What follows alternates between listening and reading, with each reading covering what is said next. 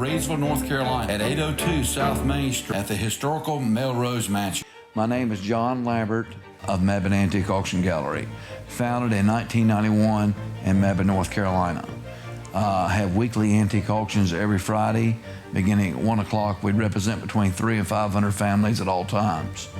Our auctions last around 7 to 9 hours each week. Before I went in at all, I was visualizing items from the early 20th century up to the 1970s or 80s. We're in the music room here on the first floor of the Melrose Mansion. Inside the French vitrine here, on the bottom shelf was this beautiful circa 1920 signed Duran threaded art glass vase with hanging hearts. Beautiful iridized gold iridescence on the interior with a calcite base. You'll see the polished pontil on the bottom.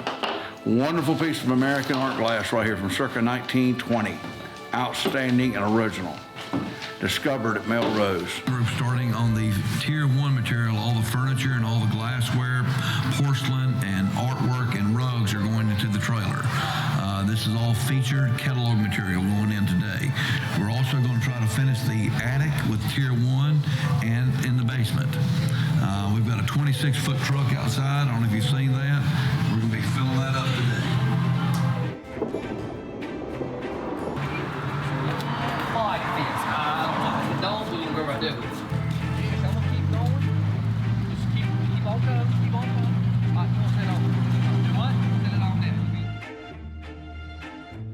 Okay, I'm Brian Roney. I've been at Mebane Auction since day one, about 29 years. I've worked multiple estates, different sizes, different calibers of estates, been in many situations. The logistics of it was what, was basically on my shoulders, how to get the items out, the most efficient way to get this house cleaned out. The loading, the wrapping, the transportation from the estate, obviously, to the gallery. John came to me during the Christmas break. We was all after a big December sale. And he said, Brian, I want you to meet me in Reidsville. My first initial response was the sheer scale of the estate. And I was like, wow.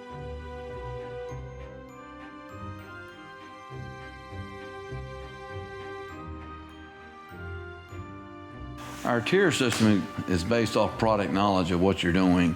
Go inside of a home and you scan the room and you get a general idea of what you have. When you see objects that are in the $1,000 range and you see items in the $100 to $200 range, and then you see items, say, under $50. And there's multiples everywhere, and you're trying to keep the estate organized for the family as well as the auction. As we're going through sorting and going into a closet or a box, whatever it may be, you separate the items out, knowing what you're seeing instantly, knowing if it's real and authentic. It gets into a Tier 1 box of high value, Tier 2, mid-level, Tier 3, valuable. Then all the items beyond Tier 3 would go to a charitable organization, or it just does not need to go to the auction. It's efficiency, it's identification, and it's vetting the entire contents of an estate.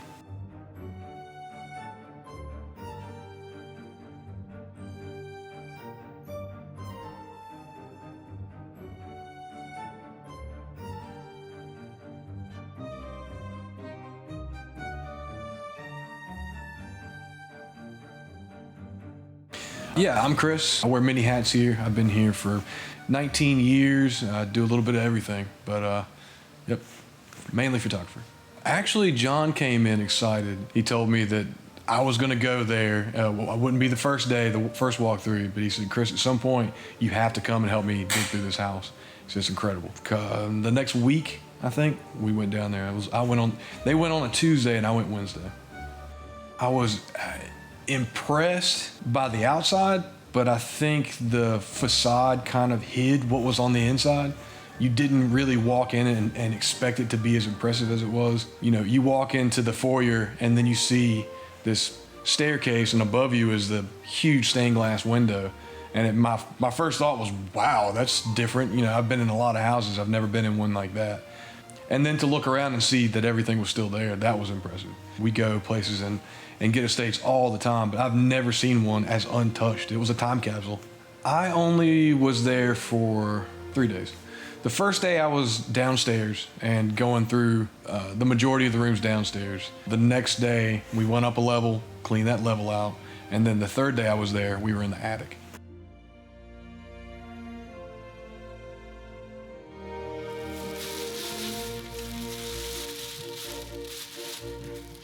World War One. Okay.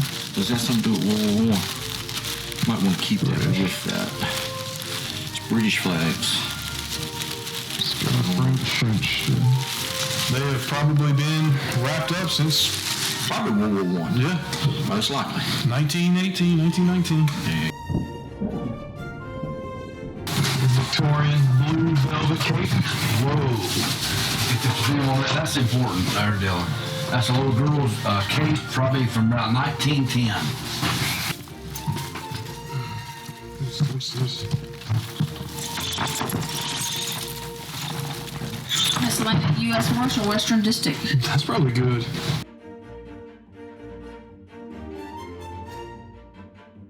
Look inside.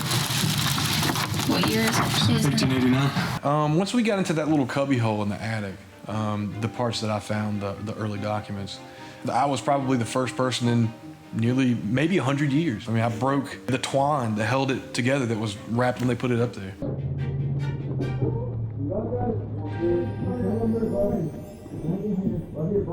People in North Carolina, 1846. 1860s tax. We're broadside. Oh, wow. Oh, my God. That's in the Museum of History. I've seen one.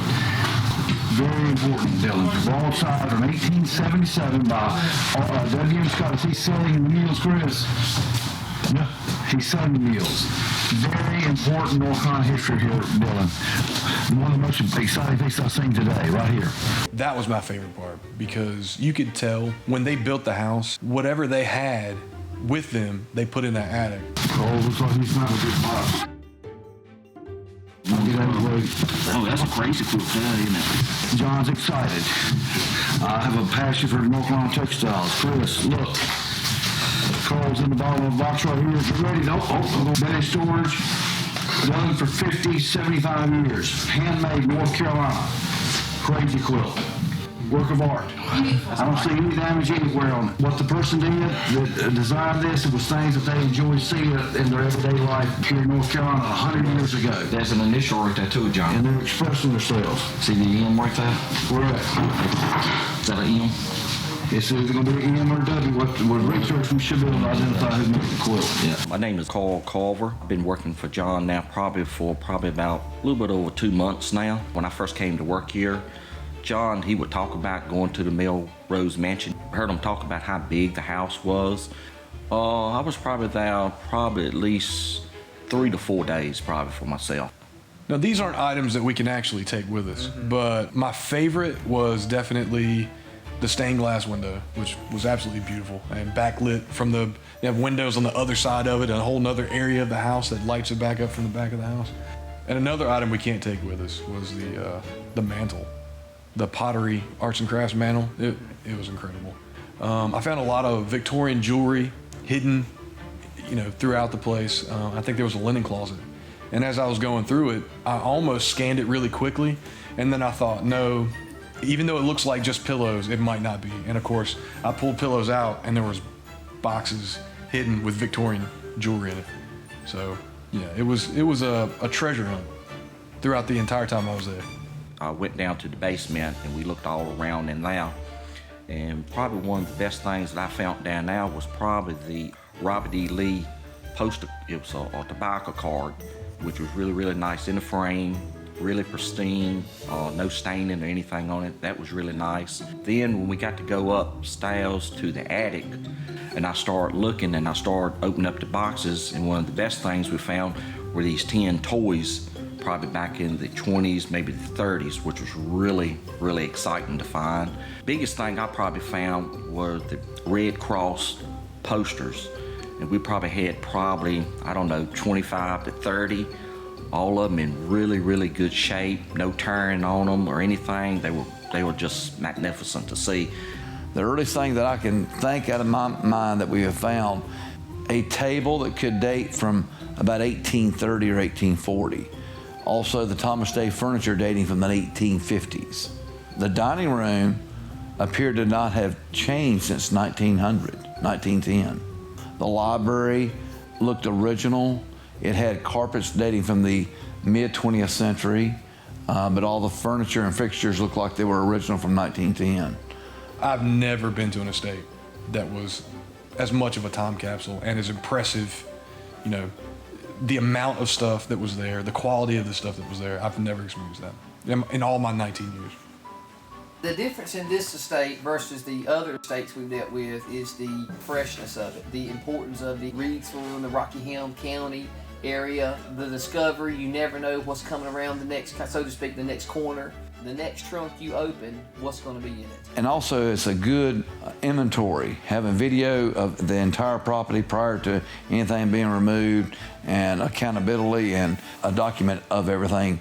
And I think the family agrees with me 100%. This is a big decision in their lives to move forward with the sale of this property and to be handled and placed in the correct hands. And that's I'm very fortunate and very thankful they chose John Lambert and Mebane Auction to represent them. Believe it or not, a lady was here Friday night, this past Friday, and I have on our monitors out there showing our upcoming sales, I have a picture of the house and saying that, you know, check back with us weekly, and there's going to be a catalog sale, and to check our website. And she didn't know about it, and she started to cry because she had missed the majority of the items that had sold. She had just found out about us this Friday and realized, she asked, you know, well, where is all this stuff? And I said, man, we've sold it all except for the, you know, the highlighted items. And she just busted into tears. I actually talked to a guy a couple of weeks ago. I loaded him up, and he was from Reidsville. He just wanted a piece out of the estate to put in his home because of the provenance of it. I think it's been an overwhelming good response from the community that can come here and own a piece of the historical home. The way we took it out of the house, if we found something that, you know, a box full of early paper, we would just take that whole box, put it in a tub, seal it, and put it in the truck.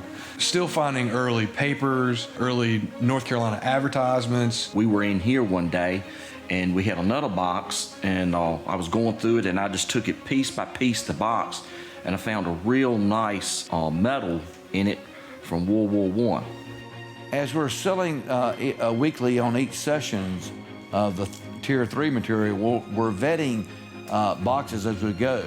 And as we discover that rare item that we feel like is North Carolina, has North Carolina importance, national importance or interest, we're placing those objects in our upcoming catalog sale. I'm trying to vet and organize the entire state to compile about 500 individual lots to have a featured catalog session for Melrose. And we're looking very forward to that session. So my final thoughts on the entire Reidsville estate between day 1 and day 12, 13, 14, whichever my last day was there. The final walkthrough, cleaning out the basement, done deal, was probably the historical importance, and it not just being an estate where it's just items, it is provenance. And you move an item, you're like, wait, doctor, I remember upstairs, I think, you know, the book collection, and then they're not just books, they're his books that maybe had been in his library that he read and he got knowledge from, he gained knowledge from. So everything in that house was practical. We used the word utilitarian a lot, so everything there had a use. It just wasn't materialistic items, it was things that the family purchased throughout time that put in their home to use. And that was the impressive part to me throughout the whole process. I just want to thank Dylan Smith for doing this documentary. I think he's done a great job. I think he's got about 40 hours of footage, and I'm very proud of him for documenting this. All my years of doing estates, there's only just a few estates in my entire life that I've ever seen like the Melrose. You know, it's 2019. Here's a property here in North Carolina that was a 42-room mansion that had more material intact in this estate, undiscovered, undisturbed, for 100 to 150 years of accumulation. That's rare in our state. With the turnover of people moving, changing jobs, selling their property, their inheritances. Rarely does land or a home stay in a family for 100 to 150 years anymore. And here was one of those survivors that kept intact.